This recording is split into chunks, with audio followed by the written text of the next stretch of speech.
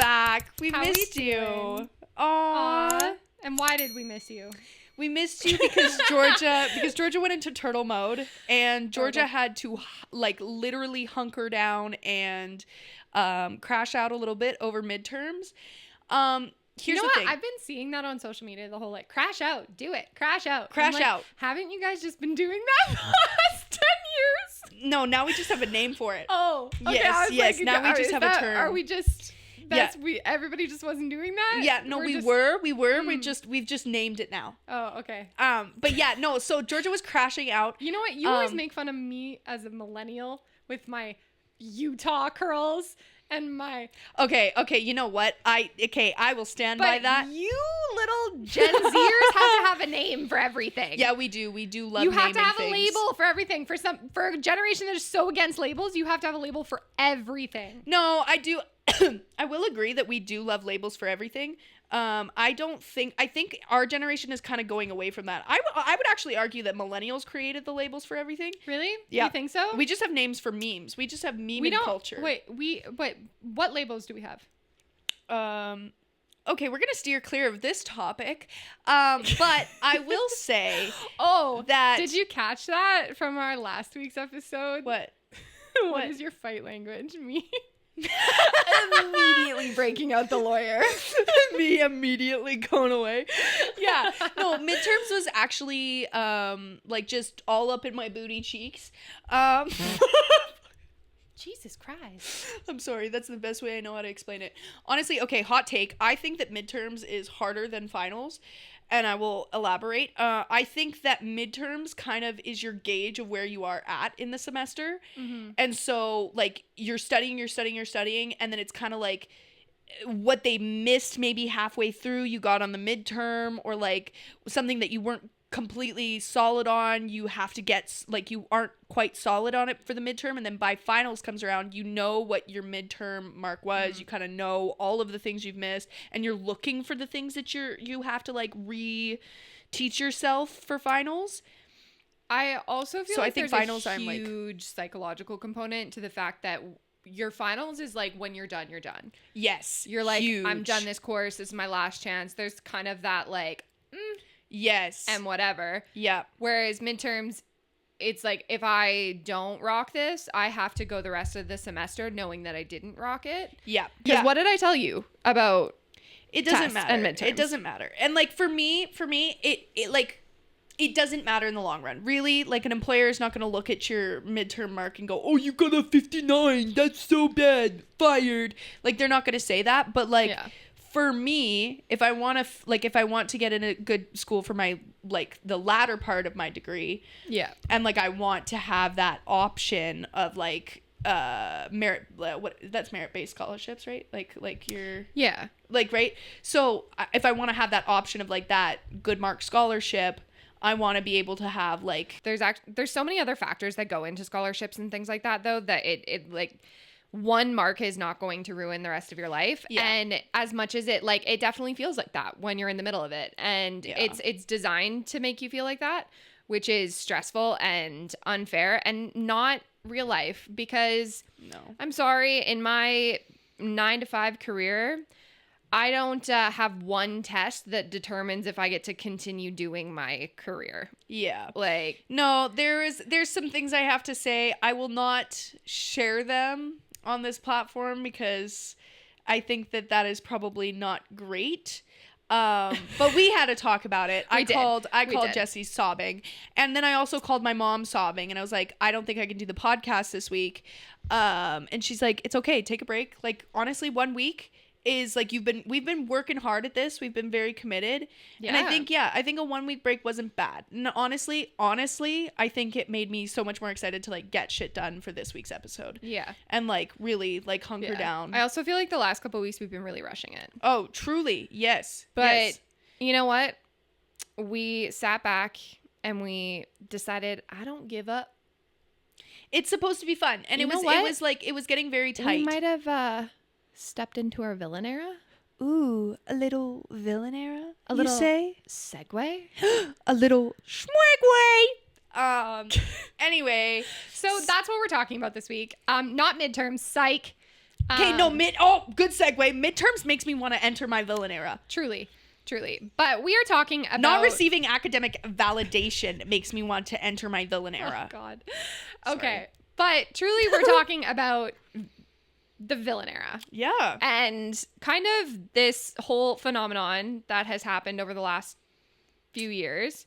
It really came out of nowhere. Half decade, yeah. Yep. And I think it was a long time coming. I will disagree with you there. I think it was a long time coming. But the true, like I said, the name for it. Yes. Because there's always the trope of like, you know, Girls Gone Wild, like the girl who loses her shit, like doesn't care anymore. Yep. She's done. She's cracked. Yeah. Like, but I think this whole era of it was turning it around and stepping into the power of it. Yeah. Instead of it being, and obviously like we're going to talk all about it today about like what some positives and negatives might be, but in the same sense, it truly is like bringing it back into the power. Yeah. And that it's like, it's not always, your villain era is like, you are not, in your mind, you are right. You are doing, I think the definition of villain era is like, you aren't everybody's hero and you don't have to be everybody's hero. And some people may see you as the villain, but what does the villain really want? They're just kind of following their own agenda. Like, you know what I'm trying? I'm trying to think of like Gru from Despicable Me. Okay, but that's actually a great way of thinking about it. Right? Because well, that's kind of why I wanted to talk about it this week, because we obviously talk about, like, we don't just sit down here for an hour and talk. We do talk in real life. Yeah. And I've been feeling kind of chaotic and trying to wrap my head around this whole villain era. And then I was like, well, you know what? No, I do want to talk about it, because I'm like, I don't know what that means. Yeah. Because as much as I'm a very, like, do what I want, boss, independent person, I also don't really... I'm not very selfish. I don't go after what I want. I don't prioritize my needs. I don't, and I think that's a really great way of putting it, is that your villain era is living for your own agenda. It's truly living. I think, because like, okay, back to the Despicable Me example. We love Gru. I'm thinking like Gru. Okay. Daddy. Gru. Okay. Can we just talk about the daddy vibes that Gru is giving? Come on. No annoying sounds. I think that like, no, like, but like truly, like, he wants to be great for himself, and he wants to be the best villain ever, because I honestly think it's just people living for their own agenda. And I think that sometimes I think doing things for yourself can be perceived as bad, where not everything you do has to be for the greater good. No. Like, and that's okay. I would go so far as to say that most of what you do doesn't need to be for the collective good. No. And like, I think that in this last couple of years, we've seen a shift, because I think people are losing the faith in like how our social hierarchies work, and workplace environments, and just kind of like the socioeconomic status of the world is freaking insane right now. And I think a lot of people are like, well, why am I working towards bigger things when I should be focusing on myself? Because one thing you learn is you can't help other people from if you don't have anything, like, if you have an empty cup, you cannot fill others with. You can't pour it from an empty cup. You can't pour from an empty cup. Yeah. I agree. And I think especially our generation, your generation specifically, is a bit more outspoken about it. But I think that we're losing faith in the dream that they sold us. Yes. The American dream, because it's not achievable anymore. No. With the way that our economy is, the way that our society is, those idealistic pictures of what your life should look like the societal pressures of being in a certain spot. That's not attainable, and B, it's not desirable anymore. No. Because people know better. Yeah. They know that, no, I don't want to be a stay-at-home mom whacked out on narcotics and with a boat and with 2 houses and like how many kids, like that doesn't sound great. And hats off to you if that does sound amazing to you. Live your life, live your truth, and maybe that's your villain era. But like I don't think. But also try finding in this economic climate, try finding someone that can provide that for you. Yeah. No, and I think putting pressure on like the different gender roles in that as well. Because truly, if like you want someone to provide for you, go off. Yeah. Like, yeah. But it's very hard to come by. But you have to find someone who is in that position in life, which is not common nowadays. No.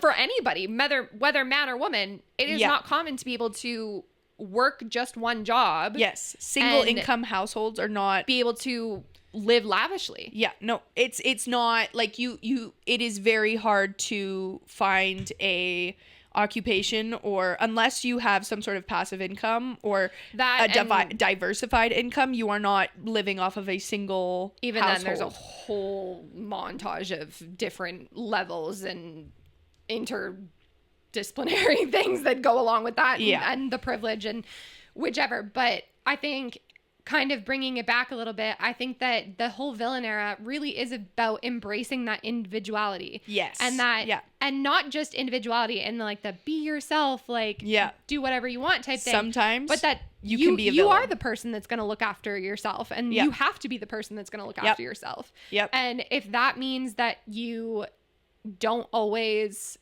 make everyone happy, that's fine. Yeah. Because odds are, if you living your best life and doing what's best for you pisses someone else off, odds are they were taking advantage of you. Yeah. And they were taking advantage of the fact that you weren't being selfish. Yeah. And I think that's a really, already. I think that's a good jump off point. So where would you feel like you have applied a villain era mindset to in your life lately? Oh God. I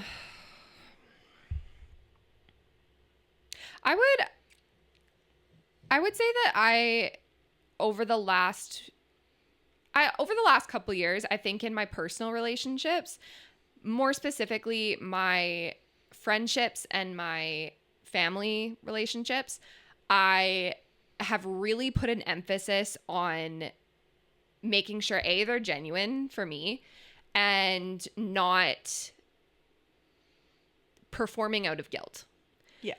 Because that has been something that I have been very guilty of doing, is pushing myself to burnout, to the fact that I resent my friends or family because I have to give them this time. Yeah. Whereas now putting these boundaries up and being like, you know what? No, I don't have to reply to that text. Yep. Or I don't have to call. Or I can just turtle in my house and I don't have to see anybody. Yep. And kind of coming to terms with that, and that doesn't make me a bad person. Yes. And that I'm allowed to do that for myself. Yeah. And mind you, not all the time, but I also can't expect my friends and family to be at my beck and call. But those are all things that come with that, and like learning that they never were. Yeah. Yeah. I was perfectly okay with if they needed to take a step back, or if anybody in my life needed a minute, but I wasn't okay with granting myself that leave. Yes. And so that's something that I think I still, I mean, we talk about it, I still have to work through that a lot. Yep. And kind of but I think you have done a good job of intellectualizing that feelings and then feeling guilty about maybe explaining it, but not so much in your actions anymore. I think you've gotten good separation, and I think that has like I let the emotion out instead of letting it affect my actions. Yes. Yeah. Yes.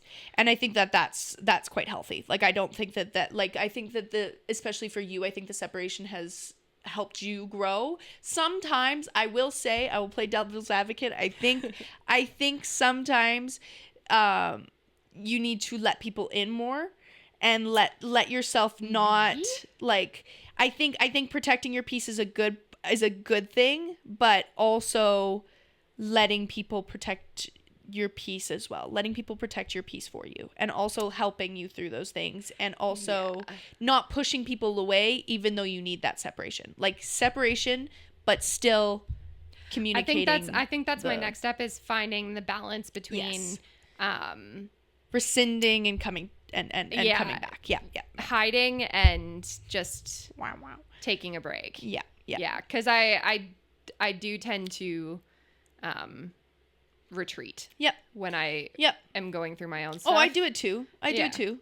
But then I just also just like bullhead. It's the Aries in me. I just like put my head down and like muscle through it instead of being like, hey, I could actually like maybe use some help. But nope. So, okay, opposite side, where do you feel like you're not in your villain era in your life right now? I feel like I have not been living in my villain era at school. Okay, actually, I had a conversation today.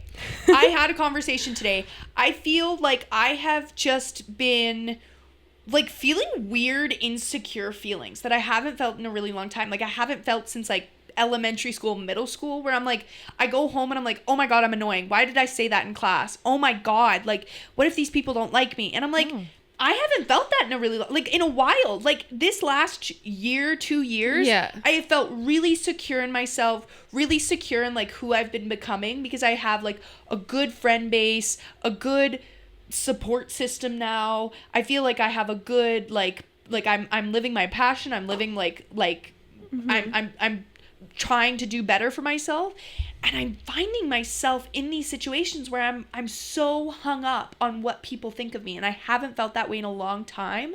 And I'm like, who cares?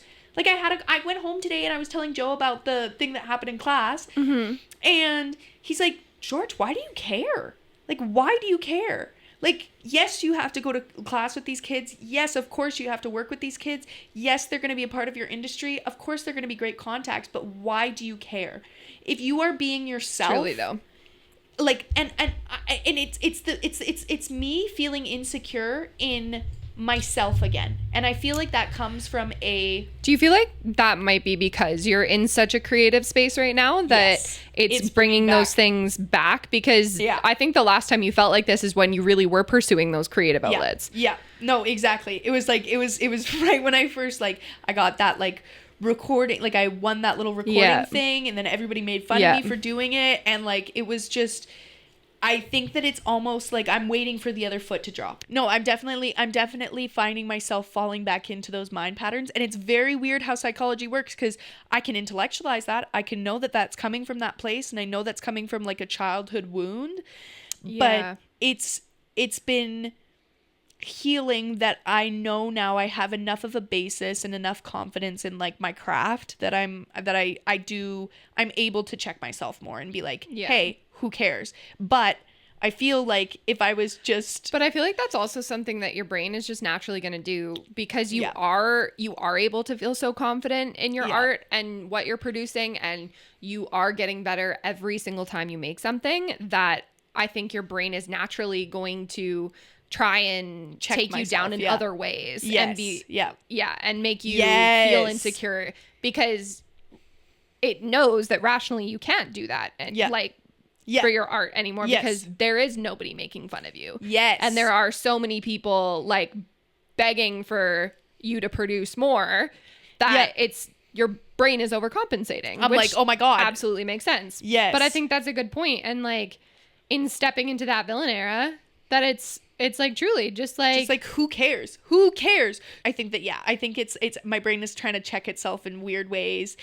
And I do need to step back. I need to step into my villain era, because I don't think I've ever taken back that power, and I don't think I've ever like truly. I mean, because that was always something that like was a big.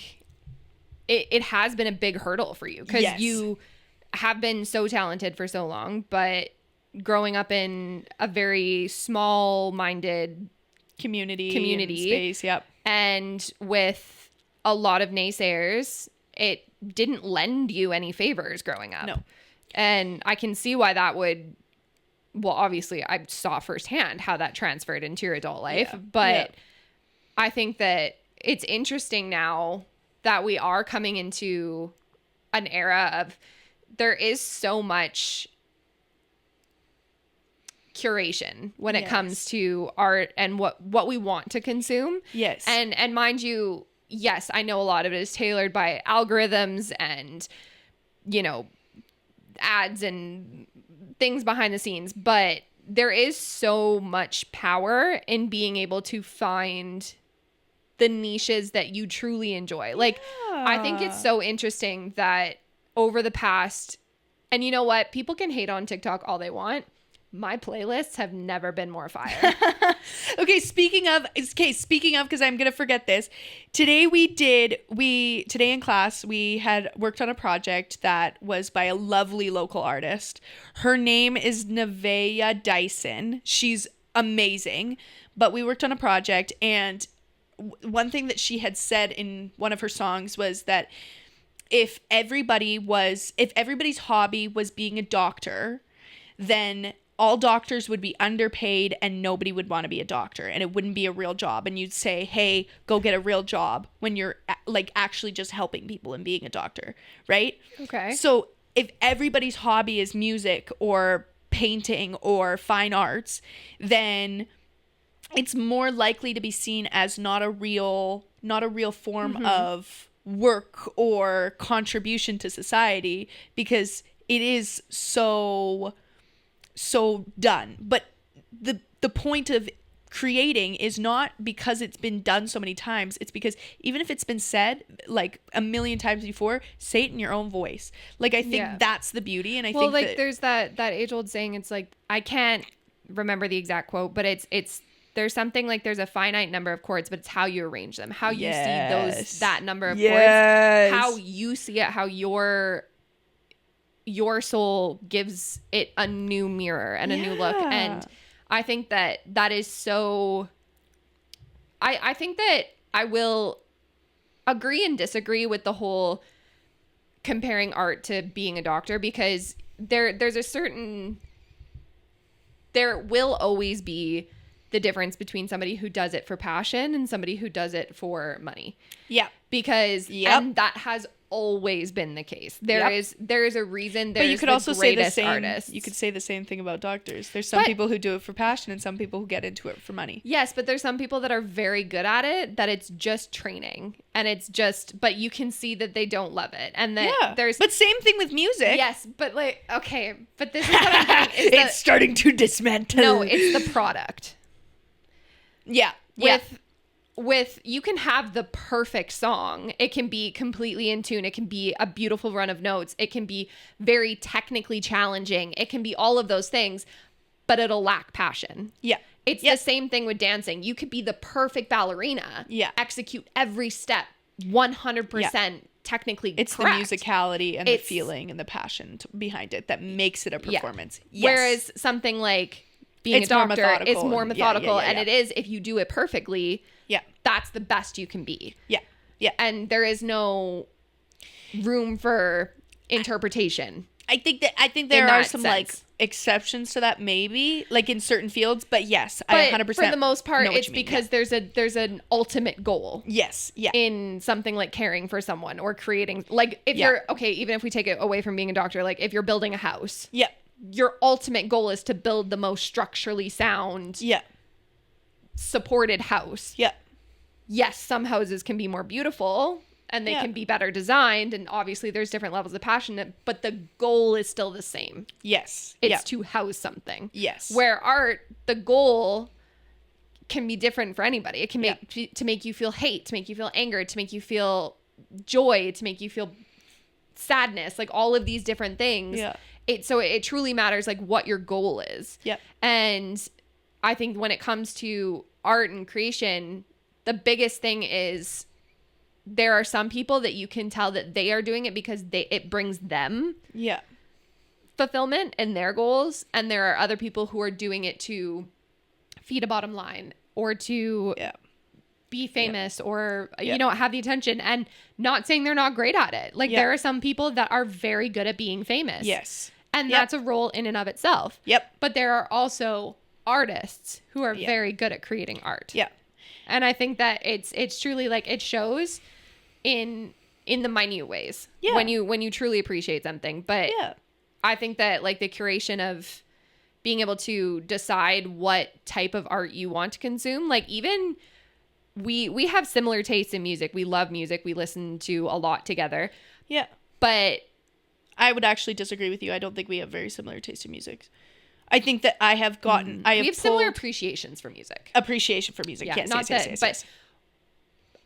I would say that like I am very, there are a lot of artists that I just like fall into. Yes. Because I love the lyricality and and it's just being able to like pick and choose that. Yeah. But also like find it in so many different genres that it's really, I think it's empowering nowadays. I think that that's a good that's a good topic that I feel like I have like I can connect to, and I feel like other people can connect to, that music can also be a way to like step into your villain era. Like, get your soundtrack on, be in your villain. Yes. For everything. Oh my god. We love our playlist. I'm not gonna lie, make a playlist per mood. Have a bomb Spotify. Yeah. Like, first of all of my cover arts are just awful pictures of Echo. Yep. Well, or other dogs in my life. Yes. But I have great names for my playlist. Yes. Yeah. Yeah. No, I think that is like, and there's one for every mood.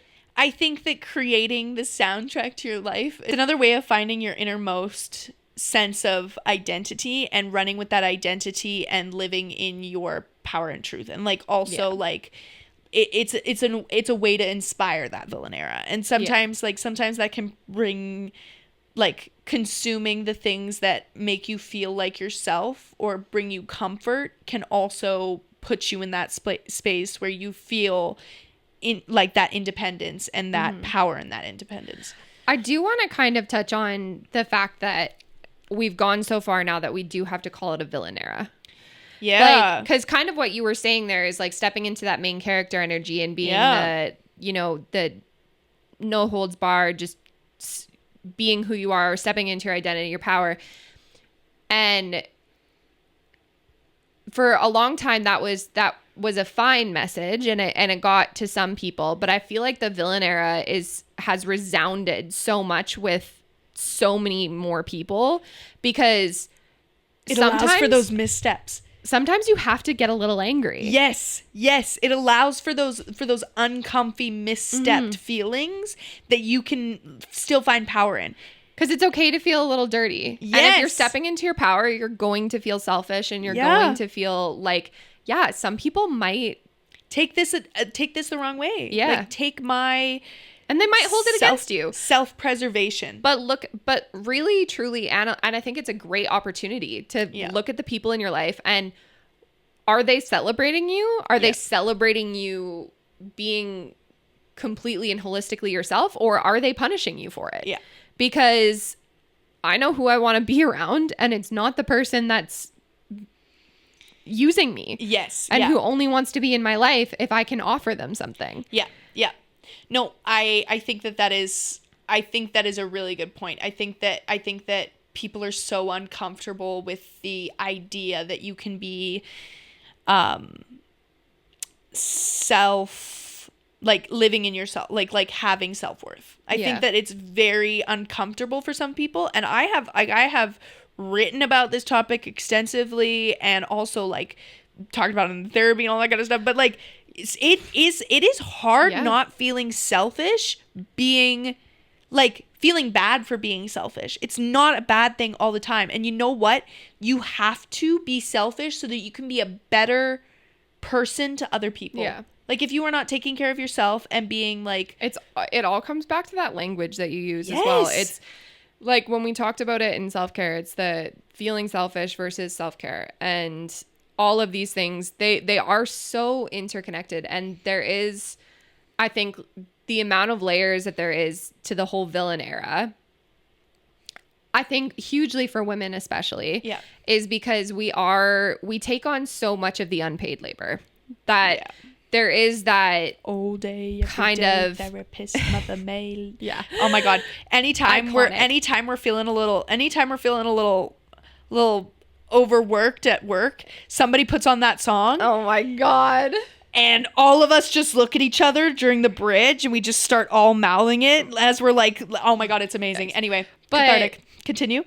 But I think that that's a huge part of it as well, is because there is so many other things that we're prescribed to be doing. Yes. It's, you should be taking care of this person or prioritizing this, or, you know, that your actions now are affecting your life later, because women are traditionally taught that we will rely on someone our entire life, or someone will rely on us. Yes. And we aren't seen as individuals. No. And that it's always, well, who is going to rely on you in the future? Or who do you rely on? Yep.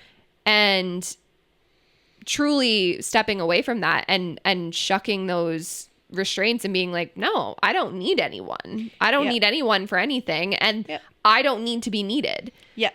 Like, I don't need someone. I don't need to take care of someone. Yep. I don't want someone to need me to take care of them. Yeah. Like, truly shucking those responsibilities and being like, no, that isn't the life I want. Yeah. It has always been betrayed for women as being villainous. Yeah.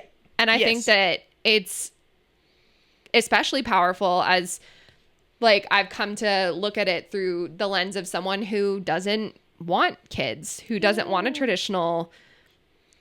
traditional heteronormative family structure. Like, that's not really what I picture. Family. No. Yeah, that's not really what I picture my future looking like. And if it does, it does. If it doesn't, I'm more than okay with that. Yeah. But a lot of times I do get villainized for it. And it's almost, people look at me like I'm broken. Yep. And then it's like, well, what's wrong with you? Who hurt you? And I'm like, well, actually, I've done a lot of healing. And that's why I don't need any of that. Yeah. Yep. Because I've worked on myself and I've looked in the mirror and said that, no, it's okay to just be able to handle yourself. Yep. Because Lord knows that we all carry generations of baggage from everybody. And sometimes you need to be the person to put that down. Yes. Yes. No, exactly. Yes. I think that, I think it is a huge issue for women, but I think it's also, like, it also can be an issue for men as well. Like, I think having absolutely, like, having the expectation that you have to have a high paying job, or you have to be the provider of a nuclear family type. It's okay if you live in a household that is 50-50, or it's okay if you don't have if you want to be the sole caretaker of children. Like that is also, like, it's like, gender roles, I think, can make anybody want to be in their villain era. And I think that is not, I think, dismantling both sides. Absolutely. And understanding that the patriarchy doesn't just affect women, it affects everybody. There is a boot on everybody's neck. And as soon as you realize that there is so much more outside of traditional gender roles. And I think one of the biggest that. differences in the language, though, is the shame versus blame. Yeah. With men in those non-traditional roles, there's a level of shame. Yes. That it's like, what didn't you do, or why can't you do it? Yeah. Whereas with women, there's a blame. Yes. Why didn't you? Good point. And it's their fault. Yep. That, you know, they're the ones that were, you know, the perpetrator of the hurt, or the, you know, insert any expletive name that you could think of. Yeah. But yeah, there's kind of the whole shame versus blame concept, and the fact that men are seen as unworthy, and it's that shame component that, oh, that's just a bad one, versus women are villainized for perpetuating it. It's almost like it's their fault, or something else is going to come from a woman living in her own power. Yes. Because there's no way that a woman could live selfishly and it not affect literally the world. Yes. Yeah. Yeah. So, which kind of, so when I was thinking about this, and I was trying to think of all the different pieces that connect with villain era and kind of what it means to me. And I was noodling on it, and a big part of, I would say, both of our lives is I have always been very, very interested in Wiccan history and Witch! Jesus. Sorry, I thought that'd be a funny bit. oh my god. Yes, we love all things Wiccan and all things. Yes, no, we are, like, I would say we are generational witches. But it has always been something that I have really, really resonated with, and hugely. the entire. I think a lot of our upbringing was very, like, inadvertently based off of. There's a lot of spiritual aspects to it that I think that we were blessed to have been introduced to organized religion, but we were also very free to choose what resonated with us, and something that's always. And so kind of going back to it and thinking about how in history, strong women stepping into their power, living their own truths, have been labeled as witches and heretics and villainized, because there is the compounded effect that when a woman decides that she doesn't need to be ruled, then there is something evil about her. And I think that that's a really interesting dynamic in the sense that the only person I bow down to is Mother Gaia, Mother Earth, and our goddesses. Like, I don't know. I think that there's such a powerful. So if you're not witchy woohoo, there's something called the Wiccan read. Wiccan read. It's RED, not READ. Yeah. Like read, like creed, but read. It's like it's not laws. It quite literally is Old English for advice. Yeah, something to live by. So it's kind of a guiding light. And so the Wiccan read is obviously very long. There's a lot of really good points in it. I think you should look it up and read it. We can put it right here. We'll link it below. I can put it right here. Yeah. It'll just hold. Oh, look at that. Oh my god. Wow, look at that. Are you reading this? That's good. That's good. But there is a big part onto it. Harm none and do what thee will. Yep. So, which is how I've lived my life for a long time. What a banger line. And I've always said that I don't care what you do. Yep. As long as you're not deliberately hurting anyone. Yep. Go ahead. Live your life. Yep. And I think that that's a really powerful thing to live by is harm none and do what thee will. Yep. Like it truly is stepping into that. You have one life. Your life is yours, and what you choose to do with it matters in the grand scheme of things. But it also doesn't. Yep. That the world isn't going to fall apart because you choose to prioritize yourself. Yep. And that you don't go visit Aunt Mildred. Yeah. Because your mom told you to. It's okay. Yeah. You are living for yourself, not in the harm, you're living for yourself, but not at the expense of other people. Like, that's a big thing to remember when stepping into your villain era. We mean do things for yourself, but also don't do them at the expense of other people. And I think that's a huge misconception with it as well. Live with yourself. Yeah. Yeah. Live with integrity and with honor, but honor yourself first. Yes. And that you don't have to step on someone's back to get higher up. You can do it on your own, and you can prioritize yourself, and you can move yourself up the ladder without pushing someone else down it. Yes. Yeah. And you don't have to, and stepping into your villain era, there's all of these, fun memes that come out of it, like ghost him, step into your villain era, like tell me as a small like, oh, okay.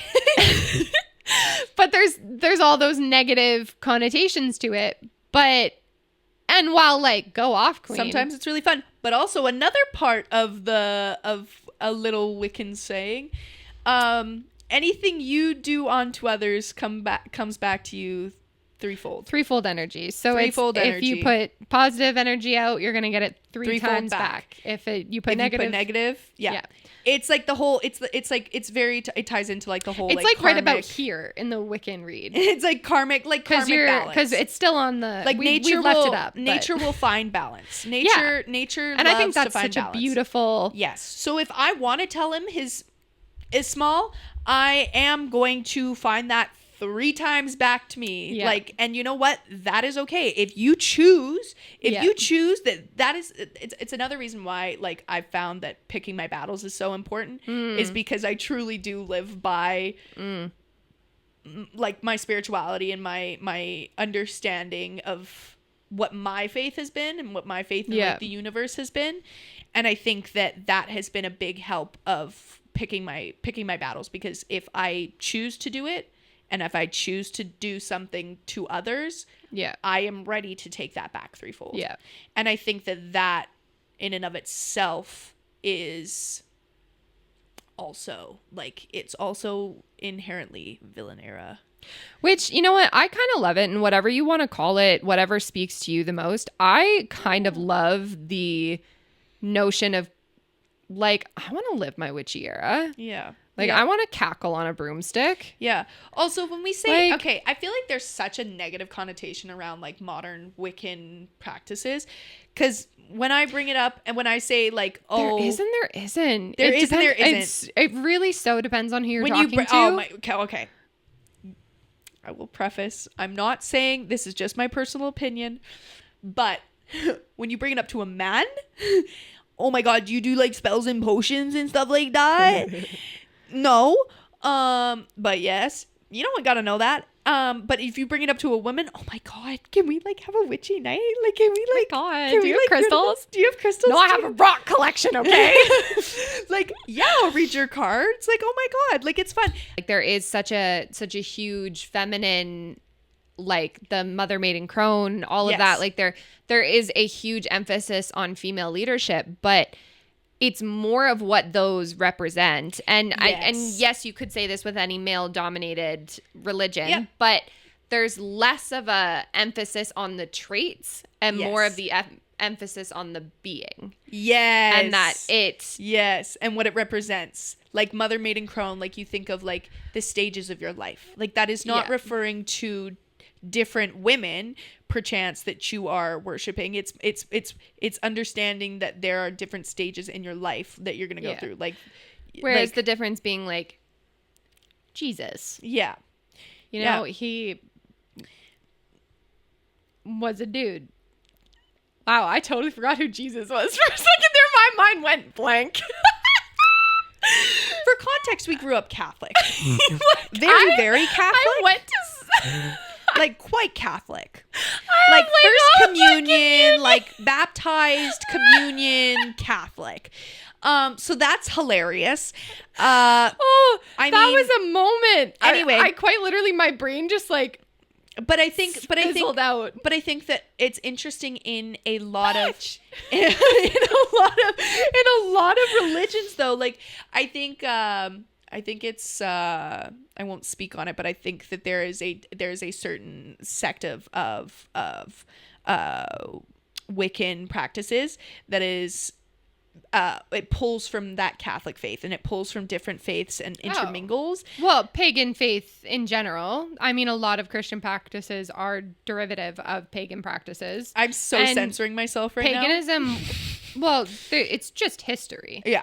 Paganism, it was just an umbrella term for any religion that didn't fall into the main sectors. Yes. Anything that wasn't the guiding religion of the Abrahamic religions, the leading monarch of that time, wherever you were positioned. Yeah. But when you truly, and I truly think that this is, like, one of the biggest thing when finding any sort of spirituality is find all of them. And look for the good in everything, because that's something that I've been exploring recently. As much as there, you know, is so much harm that religion can do, and I think that nowadays a lot of people, we have to focus on the harm, because it hasn't been spoken for so long. Yeah. But I also think that there's something so beautiful in being able to explore different aspects of spirituality and what different people pray to. And I think even in my own spirituality, like praying to different deities and forces and energies and whatever feels right for that specific moment of time that I'm going through. And I think that it also matters, you know, what my intention is. Like when our grandfather was really sick, I prayed to God because he believed in God. And that was his religion. And I wanted his power to hear that we loved him. And that was important. And, you know, I would hope that, you know, if I'm ever in that position, people put good energy into the universe and, you know, leave sugar water out for fairies. Like that's what I hope. Not that they have to believe in it, but that I believe in it. I think that is so beautiful. I think that respecting what people have put their energy in, what they believe and what has been guiding them, that you can appreciate. And I think in today's day and age, I think that there should be more of respecting people's religion, learning from people's religion. You don't have to adopt it. You do not have to believe, but you can be respectful and understand where that person is coming from and take the lessons. Because what is it truly hurting you? Like there was that whole debate years ago about that you can't say Merry Christmas nowadays. Yeah. That was such horse cookies. Poo-poo. Because poop. We have lived in different cultures, different countries, different continents. Yeah. Never once have I said Merry Christmas to someone and had them be offended. Yep. I have lived in very, very Muslim countries. Yep. I have lived in very, very Christian communities. And not once has just an expression of have a great day. Yeah. Met with what a great malice. Holiday. What a great season. Celebratory time. And people will find the anger and the hurt in anything. And truly, I think that's something that I think you have to decide. If you are finding offense to somebody saying a greeting from maybe their religious practice, I think maybe you need to look into your own religious practice and review some texts that were said along the lines that very clearly state, hey, let's look at what I'm feeling and why I'm feeling like this and not projecting that onto other people and other people's beliefs. I think that if your peace can be rocked that easily, then you need to build a stronger boat. Yes. Yep. I think that faith is so subjective to everybody, and I think that there is so much to learn from so many different faiths, and I think you can pull knowledge and power from so many different collectives, and I think that that's the beauty of it. Like I think that is like the beauty of religion or organized like practice as a whole, is that you are finding a community of people who are being guided by the same light. And I think that believing in something that's bigger than yourself. And like I think that kind of trying to tie it back to like the whole villain era thing, like you can live for yourself and for something bigger. But it can just be you and yours. Like you don't have to perfectly align with someone else's version of it. Like even something as, you know, sacred and whole as a religion or a faith, you don't have to do it perfectly. You can take aspects of as many different avenues as you would like. And sometimes that is not always other people's beliefs in certain religions, and that's fine. However, that was a big part of why we, like, how we were raised also, with religion. If you come across those people, just keep your mouth shut. No, I don't talk about move along. Like, honestly, I genuinely look at people sometimes and I'm just like, why? I don't know you. I don't know you. You don't know me. We don't run in the same circle. Why do you care? Why do you care what I'm wearing or what I do with my hair or and I think that that's another big part of my villain era, is that it's why do you care? Mind your business. Mind your damn business. Mind your business. Honestly, it is, if it doesn't if it is not hurting you, don't let it. Don't if it isn't hurting you, move the heck on. Honestly. Like, yeah, no, I think that is truly just, some people just, they want to be hurt by anything and they want to be the victim. Yeah. And I think that that's also a huge thing to consider, is that there will be people in your life who you will be the villain in their story. Yep. Regardless of what you do. Yep. They will find a way to blame you. Yep. And they will find a way to make you the issue. Yep. And sometimes you just have to let them. You just have to step into it and be like, you know what? You want to paint me your villain? Well, give me some horns and call me Maleficent, because I'm in. Yeah. Okay, dude, I was literally thinking of Maleficent this whole time. I was thinking about, like, the whole, like... Because that was a powerful movie. Oh my God, when you were talking about, Kay, did you see the thing where they were talking about, like, how her wings were symbolic of, and like how, like, that's, oh my God, it was so powerful. I think that was a big, powerful, like the big whole move that whole for scene villain. And the oh my God. Like, I and then her acting. Oh, just chills thinking about her screaming. Did we finish a single sentence? No, I don't think so. That's okay. I think when we get excited, we talk in half I'd sentences. really like to, like, run that back if you could do, like, that.